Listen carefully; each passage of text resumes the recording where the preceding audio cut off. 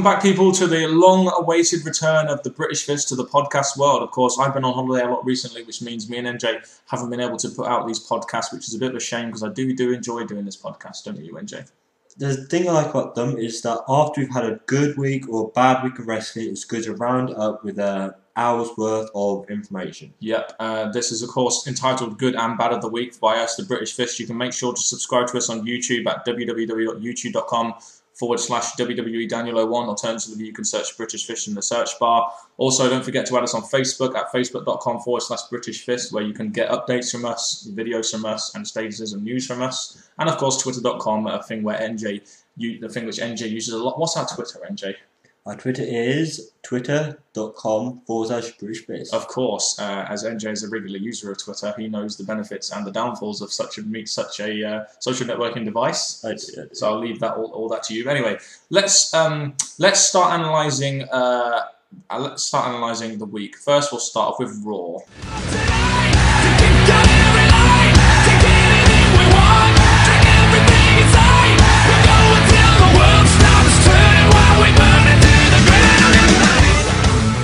As usual, we'll start off with the good points from Raw. And can I just say here, before we get onto this, NJ, I didn't find this Raw very entertaining. So there wasn't too much good stuff about it, in my opinion, which is why the list seems to be very short. Just like like you said at the end of the review, you found it boring, I found it slow. Yeah. So yeah, it wasn't much of a great Raw this week. One good thing we got, though, was CM Punk. Now, as we know, CM Punk had an opening promo, and he also had a final promo as well with Vince McMahon. What I did like about this promo is CM Punk's promo skills are getting to the point now where it's just you can believe every word he says and you can hang on to every word he says, and it really does help Raw in its entertainment aspect, don't you think? Yeah, with Punk, he's always been the top promo. He's been the top, and the Raw or SmackDown, either show, never really used him. They used him, then suddenly he dropped down. So I think it's bad that it came to this, what it has on Raw. I mean, some of the stuff that he's saying is very relevant to WWE at the moment, and he has a lot of balls for saying what he did, especially in the Raw Roulette version of Raw, where he had his little tirade. So I appreciate the fact that not only are his promo skills good, but his promo skills are honest, and these make the promos seem a lot more realistic, like they did in the Attitude Era, which is one of the reasons I'm favouring his promos at the moment. Yeah, going back to him when he started going straight towards the McMahons, going straight towards the problems. Doofus of a son, your favourite wrestler, Triple H. Yeah, looking past that, I think, to be honest, what he did on this Raw, it got Raw started, it got people listening, it got people tuned in, and he also announced that it's going to happen at the end, so it got you really waiting for that moment to come. Yeah, so those are true. The highlights of Raw, in my opinion, are really very boring Raw. That is very true, yes. But yeah, speaking of the main event, of course, in our main event we got an in-ring contract negotiation, which, at first I kind of thought was very new and fresh. We see contract signings before. We've never really seen a contract negotiation before. So for me personally, I kind of like this as the main event because it was very fresh. It was something quite new. It's something we never saw before, and it got Vince McMahon on TV as well, which was good. Well, two things about this. Number one, contract signs, they never turn out well. There's always something there that makes it not turn out well or makes the two people sign the contract, go at it. But the good thing about it is Vince McMahon was on Raw for another show. I can't pop that. I like him being there. It's always good to see Vince McMahon on Raw, although I do think they made him look a bit weak, but we'll go on that in the bad section of Raw. I did like this as the main event, mainly because you have this huge storyline here in CM Punk at the moment. And although WWE haven't used it to the best that they could have really done something good with this storyline. At least they got a decent main event from it, and even though I thought the main event was a bit ludicrous in the way that CM Punk was making his demands. I did think, at first, I thought they were putting him over as a face, and then all of a sudden, obviously, you see he's this heel again. So for me, I just loved the creativity and the way it was done, but I didn't like the way it made Vince look weak on TV, in my opinion. Talk about CM Punk first. This CM Punk scene thing has been going since CM Punk was the announcer. So from this, they've actually built this up really well. So for them to go at it or make this announcement and make all this talk about CM Punk and Cena, it's great, I think. Yeah, speaking from what you said there, though, there's been no reference to the fact that they never really finished their feud, though. That's the thing for me. I think that could have been one thing they could have used in this, the fact they never actually finished their feud. This is the end of the feud now. But, just the fact that CM Punk was on Raw, especially after he got suspended and we was told he wasn't going to be on TV until Money in the Bank. To see CM Punk on Raw just in general was very good to see, just because we knew he was going to cut a great promo and do good for Raw's ratings. So what, good promo? The good thing about this is he had his backup plan, didn't he, guys? He had his little the megaphone was awesome. Yeah, he was very clever there. Yeah. I like the way his mind works, so I think, to be honest, as great as he's doing these last couple of weeks, it's a shame that we're going to lose such a great wrestler. Well, we don't know for sure if we're going to lose him yet, whether it's part of the storyline or not. WWE do keep these things very secret. But to me, it does look like he will leave. That's another talking point in itself, really, isn't it? Will Punk leave or not? Yeah, that could be another video for us to make. Yeah, exactly. We've got video ideas rolling on the tip of our tongue here, haven't we, MJ? Yeah. Yep.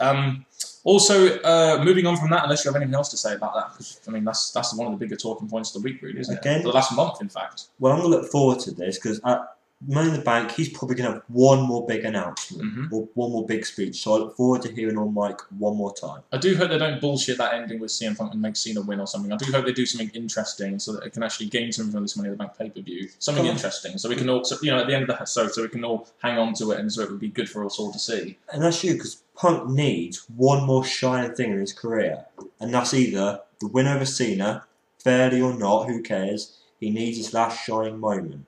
Yep. So that's what I'm saying. I'm looking forward to see if that happens. Or indeed getting one over on Vince McMahon and taking that title to something like ROH, New Japan Wrestling or something. There we go. Yep. So moving on from that then, this week, I think one of the good things, even though it turned out not to be good, was the fact that we got Drew McIntyre on TV. Now, Drew McIntyre is one of those guys that hasn't been on TV that much recently. He's one of those guys who we really want on TV just because we realise that he's, not just because he's British, but we realise that he's a very good talent and he's really underutilised. Just to see him on TV this week was very good, just because of the way they've been using him recently. You don't expect him to be on TV anymore, really, do you?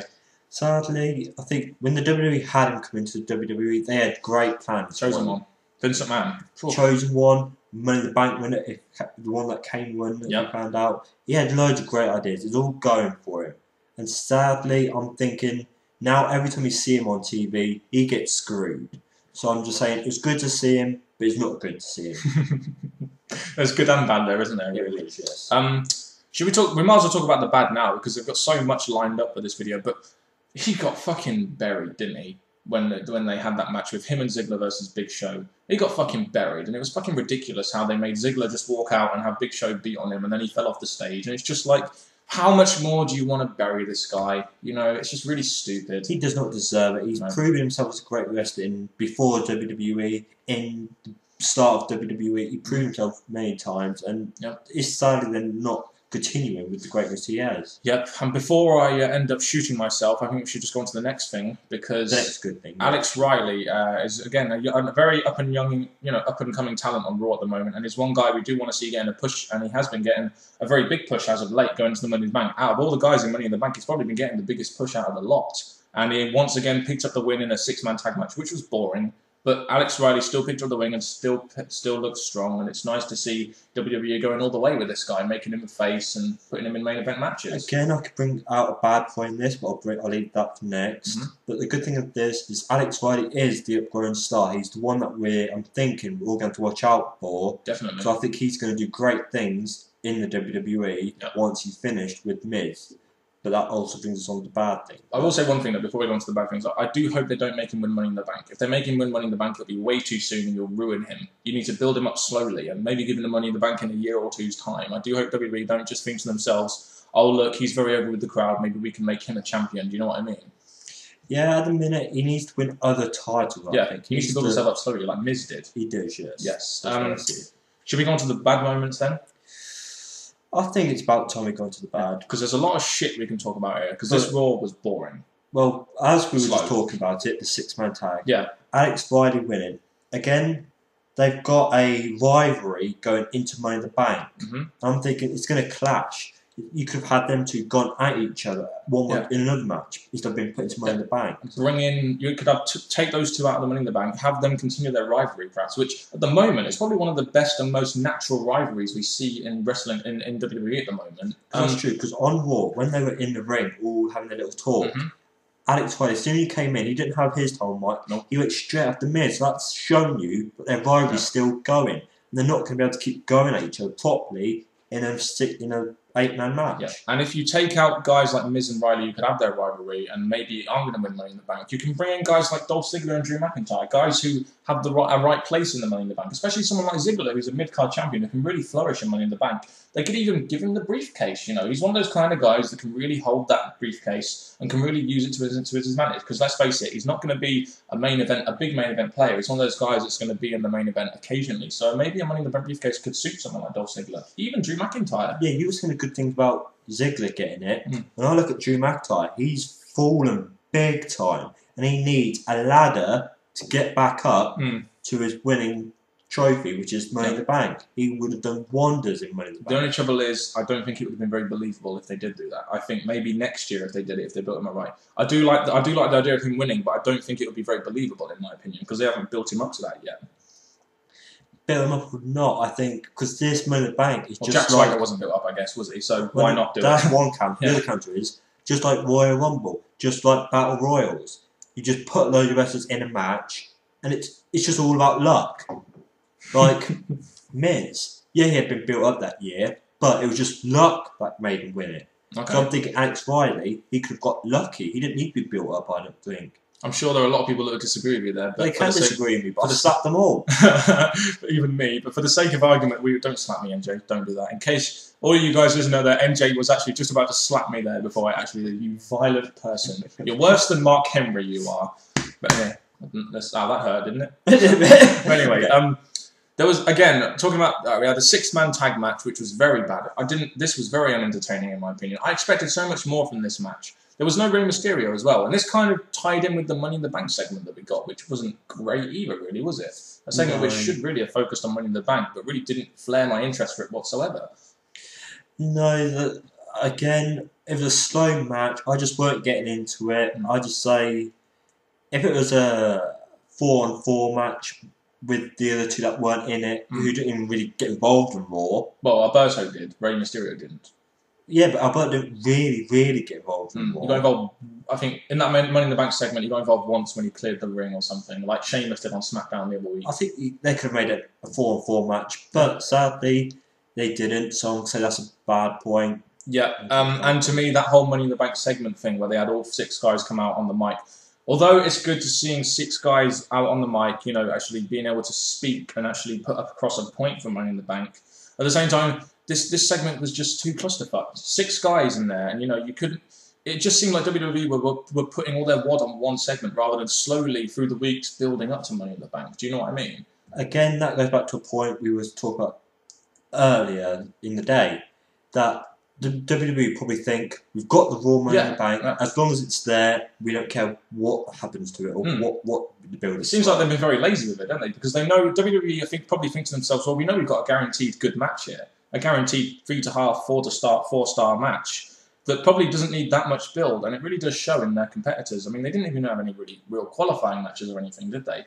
Already sort of much hype going into it, and this kind of segment really summed up their hype for this pay-per-view, didn't it? That's true, and it goes back to what I'm going to be saying later in this video, in these chats. Yeah.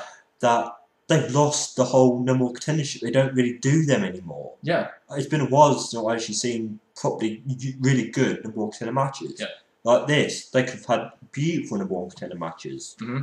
And also another thing, Alberto Del Rio, he came in the ring during this segment and cleared the ring.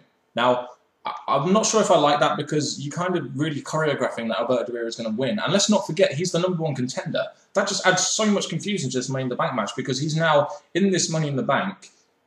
You know, he's probably a favourite in this Money in the Bank, yet he's already the number one contender. Surely someone else should be in there. Well, sadly, I think that's going to take. I think the original plan is probably going to be Alberto to win Money in the Bank. Yes. Now he's sneaked in as the number one contender. They could probably make him lose and give the contendership to someone else. So it looks like we're going to have 2 people going for the Raw title: the Money in the Bank winner and Alberto. Yeah. So we'll have to see what WWE are doing with that. It'll be interesting. To be honest, there was a lot wrong with this Money in the Bank segment, but you know, I guess there was a little bit of hype to the pay-per-view, and I guess it's good that at least they featured most of their guys prominently on TV. They had no Rey Mysterio there. Apparently, I've heard news that he's resting his knees, but it's been good to see him in this segment. Would you agree? As the fact they've had all of the competitors apart from Rey Mysterio, I think it's kind of a letdown. They did not have the underdog involved in this. So yes, I think Ray missed out. Yep. More bad. I mean, there was a lot of bad shit about SmackDown. Raw even. We just watched SmackDown. I've got SmackDown on the brain at the moment. Careful now. Another bad thing for me was the fact that we have our tag champions. Oh, yes. Otunga and McGillicuddy have been tag champions for about, what, a month? How many times have they been on TV since? About once or twice? The thing is, they're... Getting buried. I'm not a fan of them. When they were in Nexus, I liked them. Now I don't give a fuck about them. No, neither do I. Now they came into Raw, and I don't really care what happened to them. They can get them beaten, but the fact is, Cena had mystery opponents. And it's kind of obvious you work out he's going to face Punk at Money in the Bank, so I wonder who his opponents could be. Yeah, and there wasn't even... Punk wasn't even there. Punk is affiliated with Nexus, and he wasn't even at ringside. And the worst thing about this is, you have your tag team champions get totally buried by Cena, and you're thinking to yourself, how valued are these tag team championships when you have Nexus completely doing a job to someone like John Cena? Surely these tag team championships would be better on, say, maybe SmackDown, where they at least have the Usos, and maybe possibly Justin Gabriel and Heath Slater, even though they've shown signs of breaking up. Again, it's not the first week this has happened to David Otunga and Michael. It's happened in the week. So I think, to be honest, this is another tag team. Sadly, Raw and need tag teams, but you could just split these two up now. They're just doing useless now. The tag team division has been rendered useless now. You might as well split up these tag teams. If you're going to go the full pelt, get rid of the fucking tag titles if they're not going to be used properly. It would save money, but at the same time, it would be a big shame for WWE fans who love the tag matches. And I think, to be honest, a lot of fans will probably move to Ring of Honor or maybe even TNA, which actually does show a little bit of tag team wrestling, especially if they like tag team wrestling such as myself. I know that's one of the reasons why I've been watching Ring of Honor a bit more lately, just because I love tag team wrestling. And that's the point. I was hoping... I know it's a big joke here. I was really hoping somehow Michael McGillicuddy and David Otunga were going to beat up Cena. Oh yeah, you really expected that. I was thinking, never going to happen. And also, was it this week or last week where we got Zack Ryder coming out going woo woo woo? And what the fuck was all that about? Zack Ryder, fuck off. We don't want Zack Ryder. I can't believe he defended his internet title on a Superstars edition. I couldn't fucking believe it. It's not like he could join Nexus. Yeah, I know. But anyway, yeah. That's one of the bad points. Yes. One of the other things I thought, I mean, we've already mentioned this a little bit, we can go into a little bit more detail. Vince McMahon, we're so used to this Mr. McMahon character where he's, very dominant and very, bossly, very authoritative. And we saw a very weak side of him this week. I didn't like it. I wanted to see Vince McMahon being his, usual self, usual heel self, like he was in the Attitude Era. And now we're seeing like a weak old man. And I'm not really liking this at the moment. Well, the way when it comes to that, it might be wrong, but I don't think some of that ending of Raw was planned. I think some of the things Punk was saying were just things that he wanted of it. Yeah, that's why Vince didn't know what to do, because he was like, "Where's this coming from? What am I meant to say?" That's what it made me think. It's a part of what Punk's been saying recently.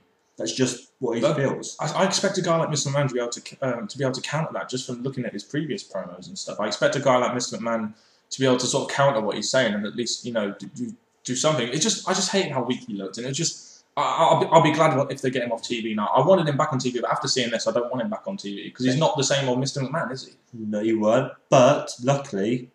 Well, not luckily for me, but luckily for Vince McMahon, John Cena came out and saved him. And that, I hate John Cena, so when he came out, I just thought, you should just left it for them two. But John Cena did save Vince McMahon in that moment. Also, I think this is a good point that I just thought of now. At least John Cena now is not being his usual corny, trying to be funny, kiddie self. He's actually doing serious promos But he has to be serious thanks to Punk. Yeah, exactly. And I think that is helping his character a little bit now. And even though no one really likes his character that much because it's stale and boring, at least you're seeing this side of Cena that is now serious and people can actually buy into him and believe what he's saying now. And I think that's a good thing. It's a good thing, but the bad thing is, if Punk leaves, Cena's back to his old self. I can't see Cena staying strong because he's lost a person that's bringing him up there. True. Is there anything else you can think of the bad stuff on Raw?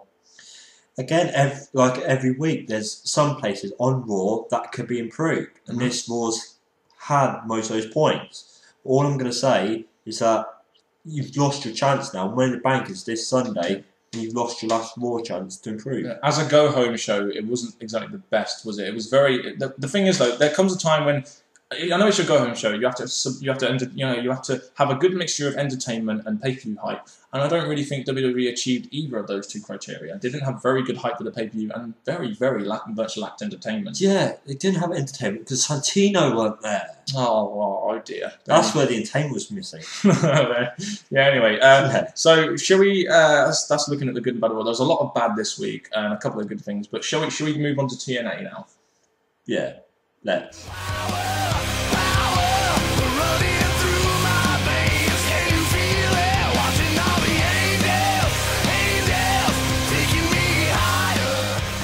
So, TNA Impact Wrestling, NJ. I think one thing we need to talk about here is we had a pay-per-view on Sunday called Destination X. We did. How do we think that TNA continued their momentum from that pay-per-view in this show? I don't think they really did it as good as they could have done. They had loads of great matches at the pay-per-view, and it comes on to the TNA, and it's not really noticeable there. No, it did seem like Destination X was a pay-per-view just stuck in between two Impact shows. In a way, didn't it? They had loads of hype for it, but they just haven't really continued from it. And because this was a showcase of the X Division, it was supposed to get the X Division back up there. I do really think they missed a bit of an opportunity there. They should have continued the momentum from that pay-per-view, in my opinion. I really do think they should have done that a lot in this show, to be honest. You know, even though we got a lot of good pay-per-view hype for the next pay-per-view, which is Hardcore Justice. That's true. I think they could have been more of a follow-on, because I think it would be good, because loads of people are wanting to see more X Division stars. Like me.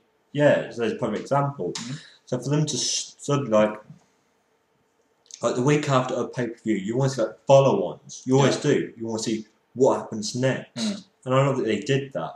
I don't think they did what happens next to most of the wrestlers that were involved at the Destination X night. They had one X Division match in there, but other than that, it was pretty much focused on TNA's usual pay-per-views. And I think, to be honest, we got an Immortal opening segment, which will be in the bad section of this. But I think, could they not have opened it with something to do with something to do with Destination X, like the X Division champion or the X Division guys, or even AJ Styles, Christopher Daniels, or something? What would be good is either start with Brian Kendrick, because he's just he just beat Abyss, or start with Christopher Daniels congratulating AJ, or something like that. That would have been a good idea, but the writers of this just thought, right, let's move on from that now. We've pleased the X Division fans. Now let's go on to... Well, they seem to want more focus on Immortal, don't they? And it's like Immortal is this sort of huge storyline in TNA at the moment, and I really do think for this one time, why don't you just let the X Division take focus over Immortal, because they're really bumming Immortal at the moment with this whole, with the writers are,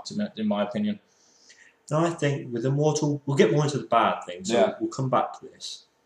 Yep. And go on to the next one. One good thing we had about this TNA Impact Wrestling was the Bound for Glory series match, which, if you remember, was between Robert Roode, Samoa Joe, and the Pope. 3 guys there that don't have any points. So this was kind of a good match in its own way, because all these wrestlers, of course, wanted to get their first 7 or 10 points on the board. And one of them being, that comes to a bad point, Samoa Joe. Yes. He just keeps on losing and losing and losing. Yep, and I don't like the fact that they're burying Samoa Joe that much. He lost at the pay-per-view, which I think was a bit ridiculous. But at the same time, my theory about this is that they are going to let Samoa Joe lose a couple of matches and maybe have him have a late flurry in this Bound for Glory series, getting a load of submission wins or something. Just because if you do it that way, it gives them a huge push going into the final match, and maybe they could even make him win for all we know. Or it might not be true, but it's just a theory that I might have with regards to what they're going to do with Samoa Joe in the future, possibly. As much as I'm going to agree with you, at the same time, I'm thinking it's bad that I'm not much of a Samoa Joe fan. I'm saying that now. He's a big guy, so I think he should be winning. So what I'm going to say is that I agree with you. I think sooner or later he's going to get really angry with all this losing streak. He's just got his fury out in matches, and he's going to start getting the points. So I agree with you there. Okay, then. I do think this match itself was very good, just because I was looking forward to it. I was really looking forward to seeing Samoa Joe and Robert Roode in a match together with someone like the Pope, who I do like as well. Just need to use him as a face. So for me, it was a very good triple threat match, and which I think the right guy won in Robert Roode, because he's one of those guys who I really expected to be near the top on this Bound for Glory series tournament, and I think it's good he's finally got his first 7 points on the board. Well, I can't say much about Robert Roode because I don't know a lot about him. So my winner there would have been maybe see the Pope, but I don't think the Pope's doing that well at all either. It's a fucking stupid storyline with Devon, but we'll go past that because I'm through caring. I don't know why they're doing that stupid shit, but there you go. That's Vince Russo for you. Moving on from that Bound for Glory series match, we had a match between Austin Aries and Shannon Moore. And you know, I could talk about the match itself, but the main thing is here that Austin Aries has just won a TNA contract from the pay-per-view, and it's good that they're on the first Impact from Destination X, showcasing him on TV. So you know, he can build like you said it, like you were talking to me earlier. So he can build a good character and a good personality on the TV tapings. I'm thinking with him, with his match against Shannon Moore, I do not like Shannon Moore, so I really liked how this match ended. Yeah. It's built a good character with Austin Aries when he used the book, then the chain. It's built him as a heel. It's shown that he has different plans of winning matches. Yeah. So I think his character's going to build as time goes on. Yeah. And down with Shannon Moore. So that was two good things for me. And I like the fact TNA showcased him on TV just after Destination X. Again, it was one good thing we got from the continuation. We didn't get a lot of continuation, but this is one of the good things we got. He won the match. In his actions and his personality, he really did remind me of CM Punk. I don't know about you, but he really did remind me of a CM Punk style wrestler. A young CM Punk, I think. He's got the attitude and the look. Oh, definitely. Yeah, and he pulled a really good promo at the end, after the backstage segment at the end of the match as well, which I kind of like too. So he did. I agree with that. Definitely. He's good at mic. I'm going to give him that. He's good at mic again. Yeah, just like CM Punk, eh? There we go. But yeah, Austin Aries being involved prominently, you know, after the Destination X was definitely a good thing in my opinion. Another good thing for me was TNA Impact Wrestling's hype, because not only we'll start with this thing. We had 4 matches announced for next week. We had Velvet Sky versus Mickie James for the Knockouts Championship. We had a match between RVD and Steiner for the Bound for Glory series. We also had a 4-way ladder match between Matt Morgan, AJ Styles, Gunner, and Samoa Joe for 10 Bound for Glory series points. 10. And the other match, I can't really... Oh yeah, Brian Kendrick versus the number 1 contender Alex Shelley for the X Division Championship. So we got 4 good matches there. And it's great that TNA are hyping their next show, because it's not something you see that much, especially in like WWE. That's what I was going to bring it, because they probably do the odd 1 or 2 matches, like number 1 contender or something special like that. But when it comes to TNA, they've done 4 matches. They're not stupid matches. They're almost like, I don't really care about that. They're 4 good matches that have meaning to them. I'm really looking forward to the next show now, because they've I mean, it wasn't very long. It was like a sort of 2-minute thing. But they've announced 4 matches, and it just makes you look forward to next week's show, because you know what you're going to be watching. You know the matches you're going to get and what you're going to tune in to see. And that's what really wrestling promotions need to do.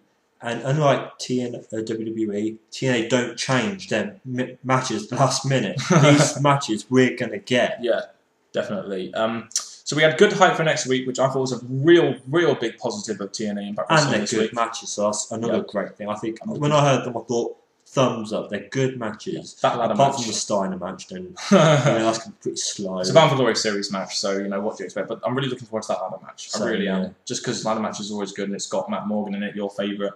AJ Styles for me. So Samoa Joe's not going to get his points. No, he's not going to get the points. No way. No. Also, let's not forget, we had 2 matches announced for the pay-per-view. We had the Tag Team Championship match announced and the World Title match announced, which for TNA, you know, who earlier this year did not really do that well in hyping their pay-per-views, in my opinion, and in a lot of people's opinion in general. So for TNA, this is a great thing for them to do. Get 2 matches announced for the pay-per-view so they can, you know, start building towards it. It's just great. It's just another good thing they've done. They've really hyped their pay-per-view up again. We still got a whole month until the next pay-per-view. So they've got, as you said, great amount of time to build up, have lots of things happen here and there to make the match more interesting. We even saw like Bound for Glory hype and stuff as well, didn't we? Like a couple of Destination X video packages. Maybe a bit more mention of Hardcore Justice was needed, but overall, I think those 2 matches did it for me. Like with regards to build for the pay-per-view. Hopefully, we'll have more matches added in time here, but 2 to start off with is very good for TNA. I think as it's only week 1 after 1 pay-per-view, they've done good. Yeah, I'll give them that. More good things about this TNA Impact show was we managed to see Angle on TV. We haven't seen him on TV that much recently, ever since that Jeff Jarrett fight he had. And for me, it's great to see Kurt Angle on TV, just because he's one of those guys that people are always going to like. He's, you know, probably one of TNA's best wrestlers at the moment and best personalities. So it's always good to see him on TV. And the segment he cut was to do with Hardcore Justice, and he said that he was going to, you know, have his title shot with whoever, Sting or Anderson at Hardcore Justice. That's all I want to say. He's made himself sound like a strong contender, which I'm going to give him that. He doesn't care who he faces. He says, Sting, we've had things in the past that makes me want to face you, but my main opponent would be Anderson, and I'm going to come after you, even if you are the champ or not. Yeah. And I thought he just sounded great. He was great on mic and definitely had a good welcome back kind of speech. If you see their match at Lockdown 2010, you'll realise how good of a match these two guys can put on. But yeah, good welcome back speech. We know he's not going to be featured too much on TV because he's training for the Olympics at the moment, I think. So going with that, hopefully he will appear on TV more, because if he's going to become the champ, or it makes believe that he's going to become the champ, he needs to be on TV more. He does, yeah, to be honest. For me, this segment was just very good just because it was focused on pay-per-view and focused on the main event as well, which we'll get onto later, no doubt. Also, we had another good thing about TNA, I think, was we had this clown thing, which is very new and it's very fresh, and we've never really seen this before. And the way they've done it was very good as well, in my opinion.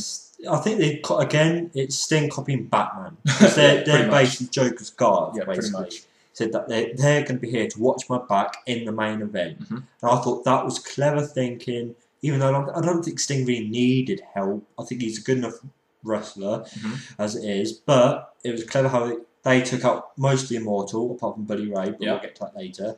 And I just think it was clever. It was really good, different to what normally sees. And at the end of the night, we found out that Fortune are the clowns, which really does make sense, as they've obviously had a few, being two factions, Fortune and Immortal. They've had a feud with Immortal going back to Lockdown. We haven't really seen much of Fortune as a group after Lockdown. So it's good that, TNA finally doing something that makes sense and finally having Fortune supporting someone who's going after Immortal. It makes perfect sense. And it was good to see Fortune together as a group, especially being these clowns. It just made so much sense and I liked it. Well, with me, I haven't seen much of Fortune. So I'm more of an Immortal fan. I'm more of a Fortune fan, so we're going to have plenty of arguments on these audio I think clips. we will, because it's my first time, you're going to hate me for liking Immortal, but I think they've just got a good group going.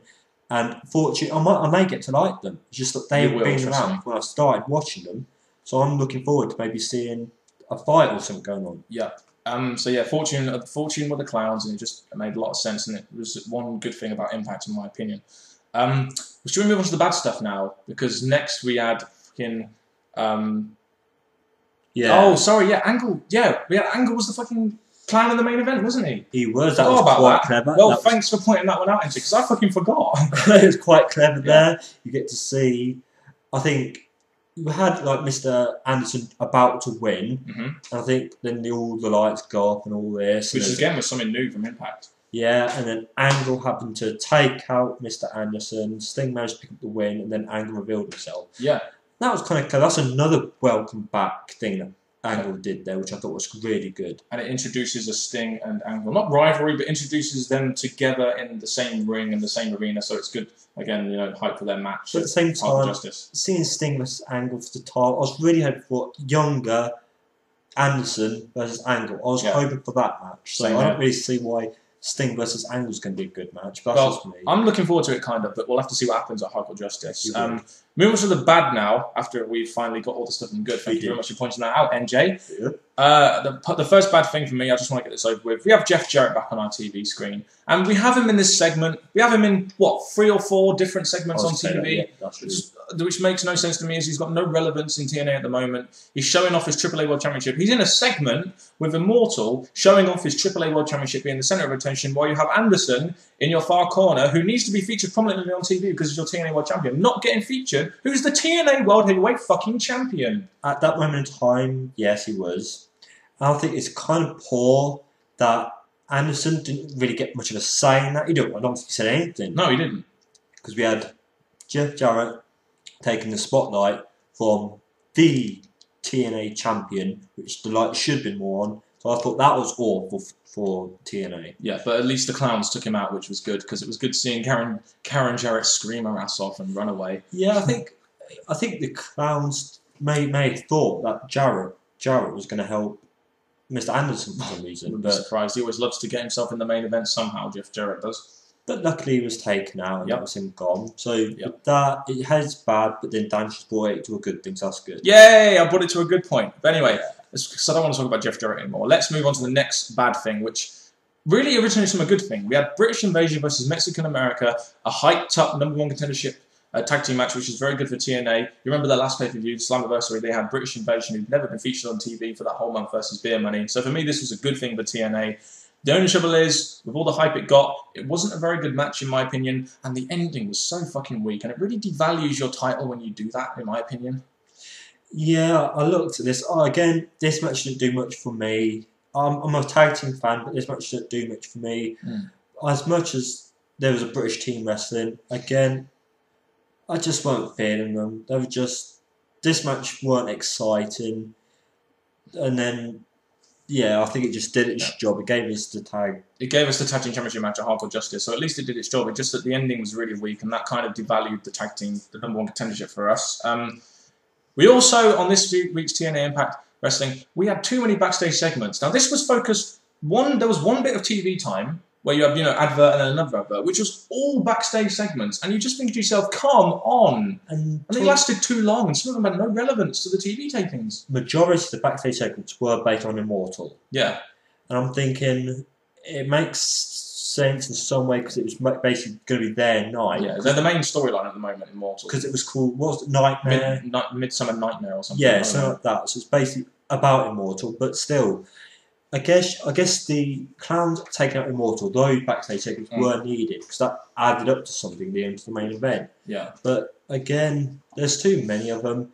The Jarrett one's got things that weren't even needed. He could have at least had one or two, but not up to four. It really ruins the flow of your show, and you have all these backstage segments, and a lot of them seem stupid. These backstage segments are a thing I really don't like about Impact Wrestling, and they really do showcase them a lot as if they're like, huge part of their pay-per-view hype or something. But they should really use this time to focus more on making their matches longer, which is a big problem in TNA. Their matches aren't too long.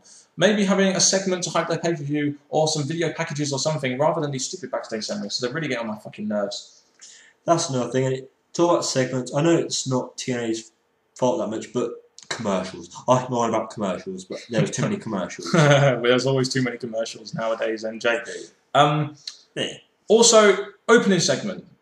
We had Immortal coming out as our opening segment instead of something from maybe this Destination X, like we mentioned earlier. They all came out in suits.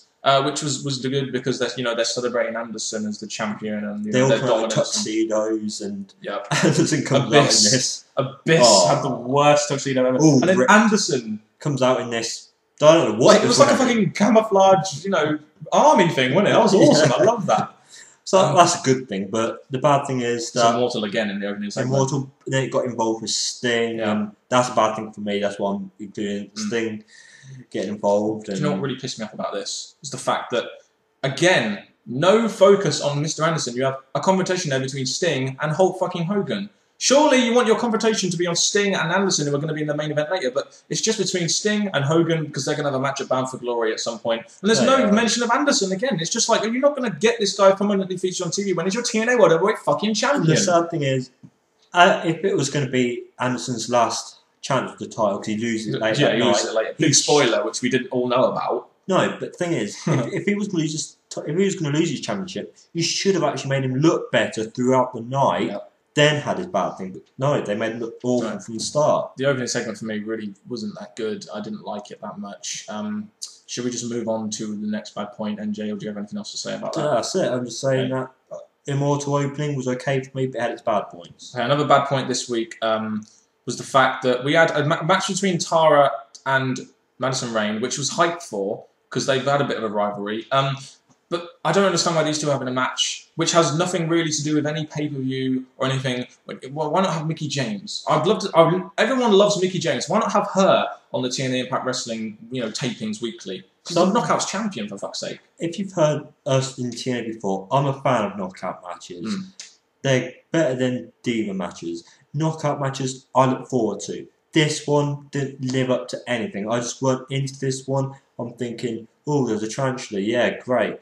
But it should have been Mickie James. Yeah, we need to see Mickie James on TV, really, not these two.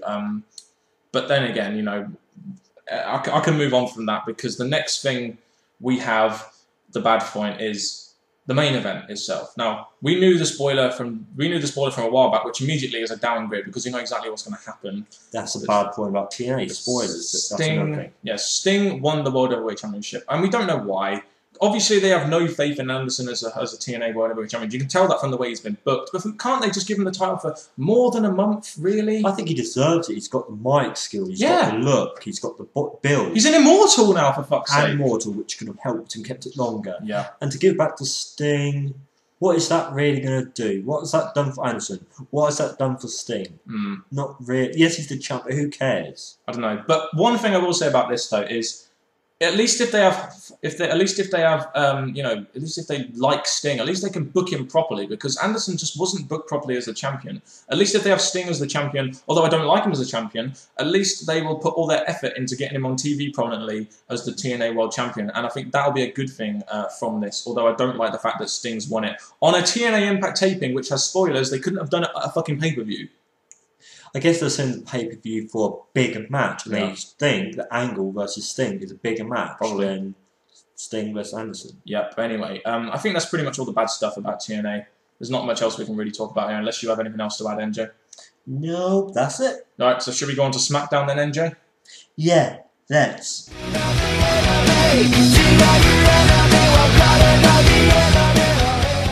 And then, as we hear from the theme music, we got SmackDown, which is a show notoriously known for bad booking. And of course, we heard news earlier this week that Michael Hayes was no longer the head writer. He's actually been promoted. And now we have Ed Hosky as the main head writer. So, on a positive note, I'm looking forward to see where they go with the new head writer now, to see if they can actually build some storylines and maybe some creative direction on SmackDown now. What has he done to deserve a promotion?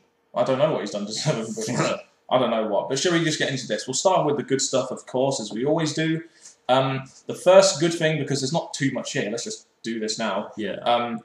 Because SmackDown wasn't that good. No the first good thing about SmackDown this week was the Cody Rhodes Daniel Bryan match was a very good match. It got a good amount of time. You know, these two have had a lot of matches in the past. They obviously have very good in-ring chemistry, and they're two very good wrestlers. It was a good match. That's a good starting point for SmackDown. It was in the middle of SmackDown somewhere. So for me, that's a good point to SmackDown. There wasn't that many.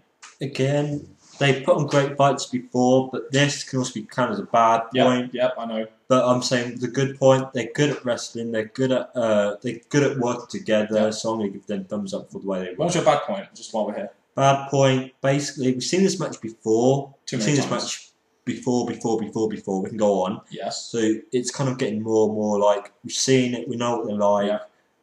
We've seen that they can put on a great fight. Can we move on? They've had it too many times now. Yeah, I do agree with you there, and I just think this was one of those rivalries that I really was looking forward to seeing. It's just a shame they didn't build a storyline out of it or make a pay-per-view match out of it. They've just done it so much on SmackDown now. I do think this could have been a pay-per-view match-worthy storyline, especially if you look at Capital Punishment, which had 6 Raw matches and 2 SmackDown matches. Could this not have been added instead of like the Jack Swagger, Evan Bourne match? Especially now you try to add a little bit of story to it. It just seems like they stopped all momentum with it now. Bringing in another bad point of this, just like you said, is that these two are in Money in the Bank. They could have had a match. Well, they could have had a tag team match or something, rather than one of them having to be buried. That is very true. Yeah. But you know, it was a good match. I'll give it that. It's just that some of the booking aspects around it, as usual with SmackDown, were a bit stupid. But should we go on to Ted DiBiase now? We started talking about Cody Rhodes, I guess. Yeah, it works for Ted. Like again, when I look at Ted, I still try and think of legacy. That is where he should be. He's now getting drifted low and lower and lower, and the possible as much as he's getting lower, he has actually made us think that he's got one more chance to prove himself worthy. Could this be his chance to show that he could become a possible face? Yes, and this is what I think WWE have learnt well from the Miz Riley thing.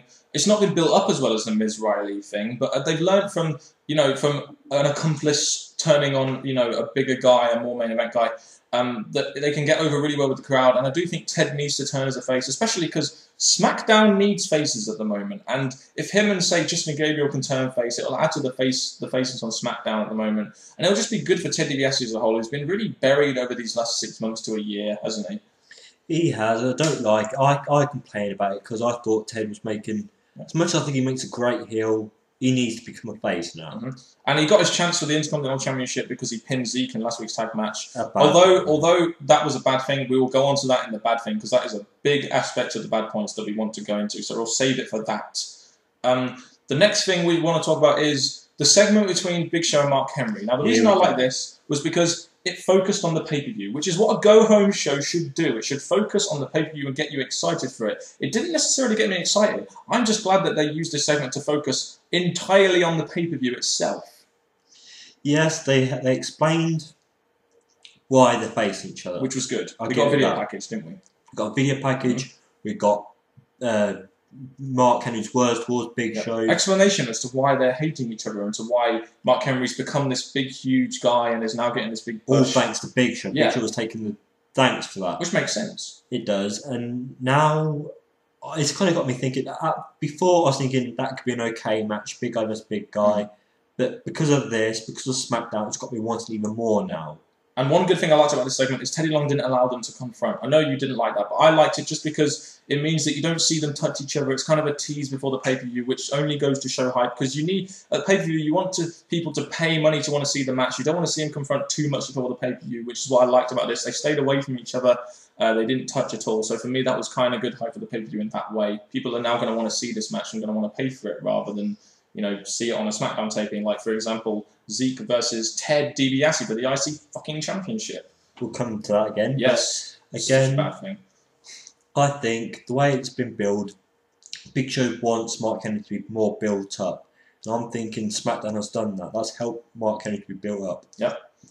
And our final good thing for SmackDown, because there's only 4 real good things in Talk SmackDown. about building up. Yep. We had Wade Barrett looking strong. Finally, Wade Barrett, after jobbing to Ezekiel Jackson, after jobbing to Kane, is finally looking strong going into this Money in the Bank. He took out Sheamus.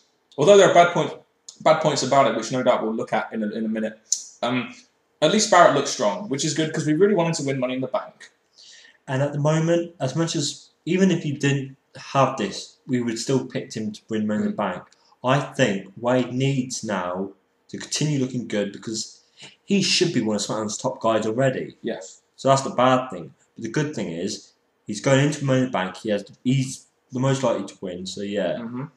My only issue with this is that you've just made Barrett take out Sheamus, and last week Sheamus took out your number 1 contender. It just doesn't work, does it? When you have someone take out your number 1 contender and then get RKO by Orton because he always likes to end the show on top, and then all of a sudden Wade Barrett comes in and takes him out. It's just lack of continuance, and it kind of really sums up the booking on SmackDown at the moment and the way they like to do things, which usually sucks. It does, but I'm going to stay. Keep this a good point. Let's stay positive here, because a British guy is getting pushed. And that's it. Wade Barrett, he needs to look positive. He needs to be strong. He needs to win Money in the Bank. So he really does need to win it because Money in the Bank is the kind of thing that's there for new guys that have never won the championship before. So don't give it to Sheamus, who's won 2 titles already. Give it to someone like Wade Barrett, who can really carry the title. He's got mic skills, he's got charisma, great in-ring ability. He can really carry that Money in the Bank, and it can really do well for the Money in the Bank and the meaning of it, which is to cash in at any point, to keep it, and to be smart with it. Because we all know Wade Barrett has brains. He does. So I'm going to say Wade Barrett did great on SmackDown. He's definitely got us thinking there's a possible champ there. Yep. Now let's go on to the bad points, MJ. Now, I want to start off this. This is going to be a lengthy discussion between me and you. I know it is. I want to start off this week with the fucking bad booking of the show. 2 matches in particular. We'll focus on both of these. Number 1, we had Ted DiBiase versus Ezekiel Jackson for the Intercontinental Championship. These 2 aren't booked for the pay-per-view, are they? No. So why not have some sort of segment which is going to hype this match for the pay-per-view instead of having it on a SmackDown taping? I don't get it. And how has Ted DiBiase got this number 1 contendership? That's what I was going to bring up, because in the past years, I'm going to go back quite a bit. They always used to concentrate on number 1 contenders. Yes. I used to love it. Even at pay-per-views, they have number 1 contendership matches. They used to do great. In the past, early WWE, they used to concentrate on number 1 contenders. Now you just get a pin on the champion. Yeah, that's happened. This is not the first time this has happened. No. Not the second time. It's happened before. It happened with Ziggler and Kofi as well, didn't it? And that's true. And I don't really think Ted DiBiase deserved it. So when I saw this match, I thought straight away, no. Ted has lost match after match after match after match. Never going he to gets 1 pin thanks to Ted, a little thanks to Cody, and now he gets this number 1 contender. And the super thing about this match, it could have been done at a pay-per-view. It could have been done at Money in the Bank as they're both not booked. And this week could have been done to make hype for it. And it just shows how bad that SmackDown are at booking their shows at the moment. That they're just going to have a title match on the TV taping when they're both not booked on the pay-per-view on their go-home show. And it's just so bad. Even if Ted got this at Money in the Bank, I still wouldn't like it, because Ted does not deserve it. That's another bad thing. They've got all the people that Zeke could have faced in Money in the Bank. Yeah. When he probably could be in there instead of someone like Heath Slater, for example. I don't know. They've really messed it up. Zeke's going to have to face Ted if they do make another match at Money in the Bank against Ted. Who else can he face? Everyone else is in Money in the Bank. Exactly. That really just showed their lack of roster. Another match which we had a real problem with was Sin Cara versus Sheamus. And the reason why we had a problem with this is there's no reason for these two to face off. They're both at Money in the Bank. They both need a push going into the Money in the Bank. So why the fuck are they facing each other? Especially after Sheamus, last week, just took out your #1 contender for the World Heavyweight Champion in Christian. That's true, but my problem with it, we've had Christian able to beat Sin Cara, but Sheamus can't. Yes. And it's just really basically what you know. It's a good match. It was a decent match. Sheamus looked very strong. It didn't do too much for Sheamus, but Sin Cara won the match. And it's just like, you know, you just had Sin Cara lose to Christian, and now you're making him beat Sheamus, and it just doesn't really make any sense. And this really does sum up the bad booking on SmackDown at the moment. They can't seem to book people going into Money in the Bank. Why not have Sin Cara go up against a jobber? You know, like he did last week with Tyson Kidd or Sheamus. That would have saved Sheamus, because Sheamus, he's one of the ones that should be in SmackDown main events. So he should be looking like a strong wrestler. Yeah. And for him to go against Sin Cara, a newcomer, someone who's managed to lose to Christian, I just think they've done that poorly with Sheamus. Yes. Sheamus cannot start going downhill again. He can't. It's No. not going to do any justice for SmackDown or Sheamus. No. So there was a lot of matches on SmackDown this week which suffered from bad booking, in my opinion. Those two were the main two. There was a couple others which I'm sure we'll mention later on. The next thing we'll go on to is we had a backstage segment with Teddy Long and Kane. And Kane comes out saying he's not feeling like a monster anymore. My first reaction to this is, why are you alluding to this fact when we don't really, you know, Kane has always been a monster. I know he's been a bit weakened recently because he's a fucking face. This is why he should be a fucking heel. Well, again, I think in this segment, Teddy Long is not Teddy Long. Teddy Long are the writers. This is Kane thinking, no, I don't like what you're doing to me. You're flipping messing me up. I should be a monster the way I want to be. So here's my stand. Here's my say. Make me a heel again. Yeah. And Kane has also been involved in main events recently on SmackDown. Does that mean he's kind of like the second babyface, the guy that you can put in a main event match as a babyface instead of Randy Orton? Because at the moment, Randy Orton is the only main event babyface. I wouldn't say he's the next babyface. No. If he does get his wish, become heel again, he'll be the next heel in the main event. Hopefully. I don't know. I don't really know about Kane in the main event anymore. But anyway, we'll. I don't like the fact they're alluding to the fact that he's not a monster. It just really does go against his character. They should make him a monster, even if it's as a face. I think, as he's not doing anything on SmackDown, he's lost Big Show. I think you can make him a heel any time now. Yeah. Any time again. The next bad thing we had about SmackDown was we did not expect this match at all, did we? Justin Gabriel versus Heath Slater. And we got a little explanation from Heath Slater on the fucking mic saying that Justin Gabriel has held him back. And fucking Slater on the mic, I'm sorry, but no. I mean, he is the one-man rock band, which kind of makes sense for him to be a singles wrestler, but him on the mic. The thing to say about the thing on mic, a good point we missed, is that SmackDown are actually giving other wrestlers a chance on mic to see where they go, see what reaction they get. I'm going to give SmackDown credit for that. They gave now Heath Slater a chance. He's not the best, but he did have a go at it, so I'm going to give him that credit. And at least he kind of cleared up our confusion, because we were thinking, why the fuck are these two facing off? They had a little bit of a fight on SmackDown last week, but they didn't. There was no real build-up to this breakup or anything. You could have at least built up a little bit better. Maybe had it at a pay-per-view or something. But to be honest, the way the call had been going, I thought this match would come sooner than later. I had a feeling. I thought these two are the last surviving core members.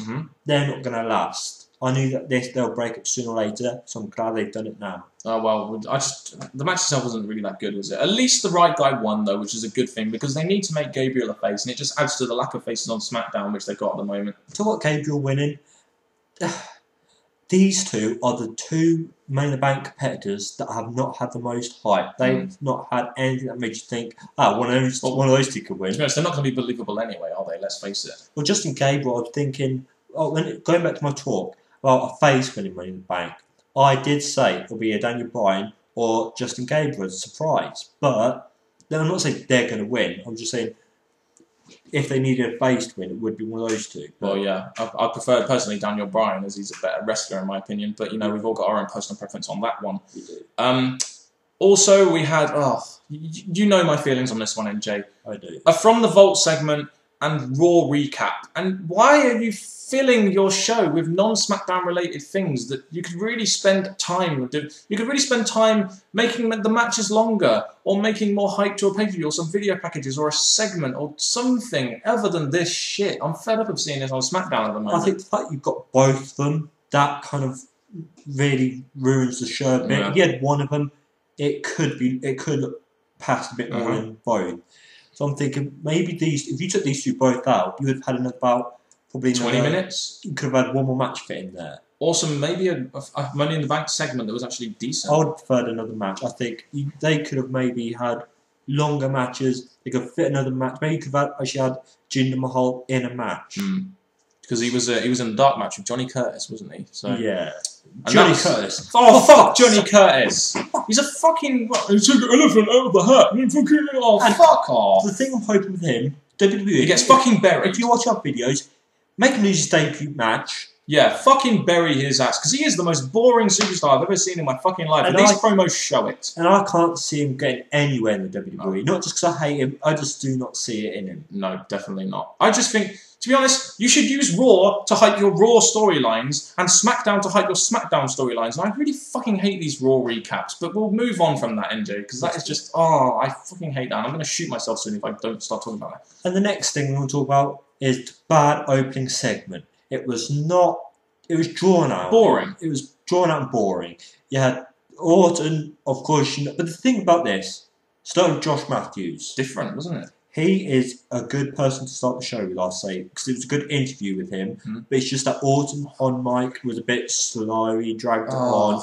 Thanks to Christian who appeared on time. Yes, even though he didn't really improve it that much. No, though. there we go. That's what I was going to say. Yes. Yeah, I mean, at least you had Christian on the Titantron doing something other than Orton. He's just so boring on mic. Why are you having him on mic? Come on, man. This whole thing was boring. Again, he says what we've heard over the last couple of weeks. He's going to beat Christian. Christian's going to beat him.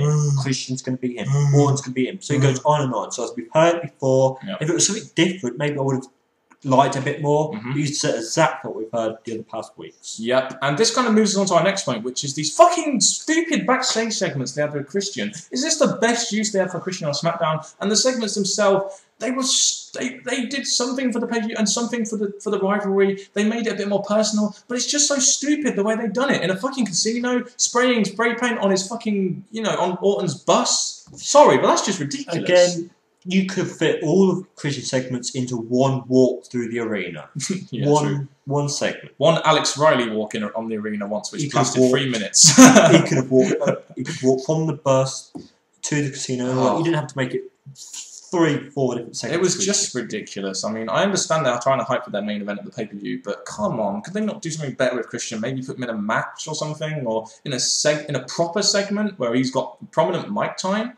The thing is, what they could have done, Orton did call him down to the ring, but Christian did not come. So you could have had Christian Orton segment done in one. Yep, definitely. Well, that has given us a lot of frustration, and so does this next thing, the Divas match.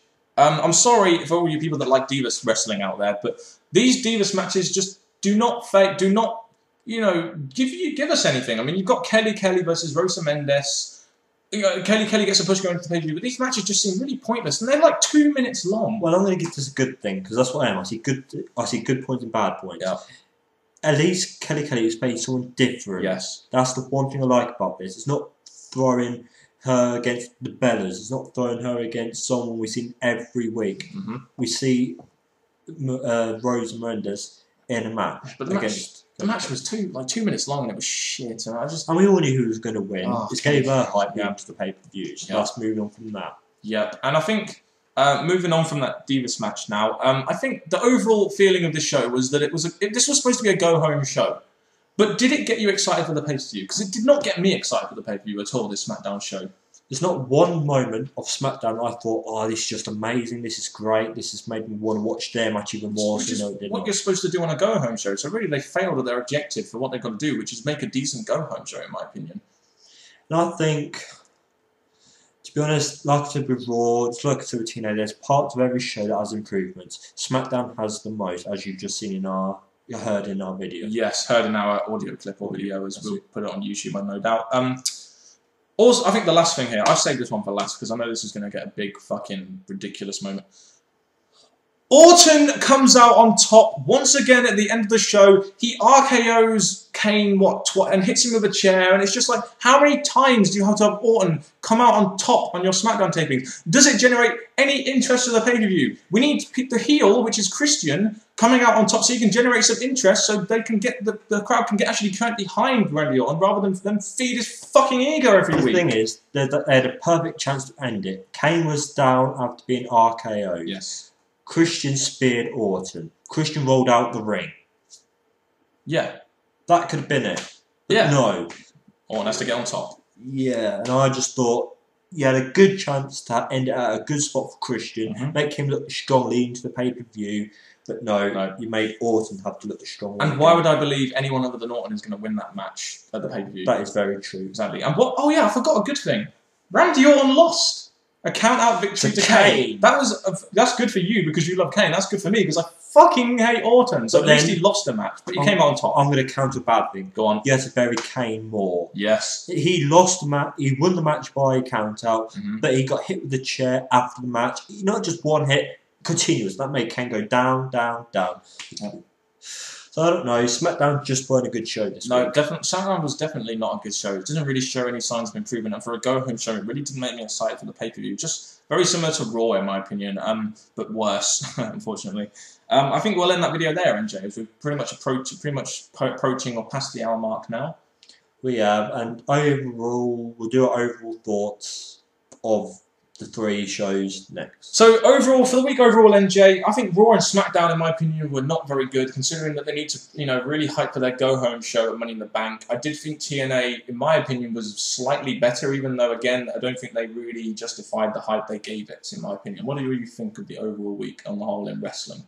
Raw, you call it boring, I call it slow. It's boring. TNA, I think... average. It had parts I liked, but then again, there was parts I just thought, what the hell? And SmackDown... always bad.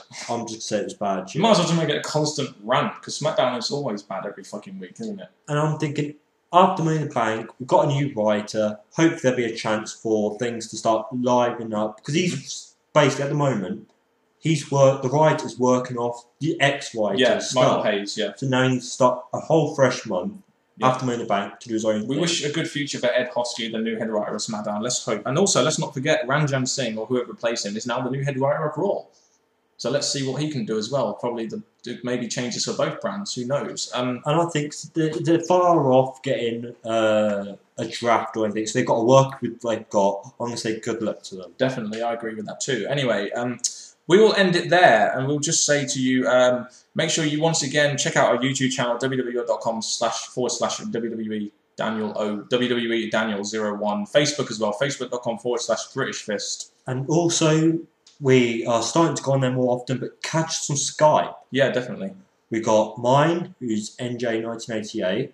And mine, Mr. Parkin, of course, which is Daniel.Parkin01, of course. If you want to chat to us live or on video chat or something, make sure you get us on there. Please do. And also make sure you comment down below on your sections, because we are going to be uploading this to YouTube, aren't we? It will be rather than our usual podcast website, which didn't really do us too good. But anyway, we will leave it there and just say, hope you enjoyed this audio thing. Give us some feedback as to what you think of our Good and Bad of the Week segment. And if you enjoy it or if you don't, just give us some feedback and leave your comments down below, of course. So from me, Mr. Parkin, and from this guy sitting next to me, you can't see him, but you can definitely hear him. It's NJ. What's up? And we have been the British Fist. Ka-ching. Where the money is at, of course, NJ. Thank you very much for listening or watching or whatever you're doing out there, guys. And goodbye.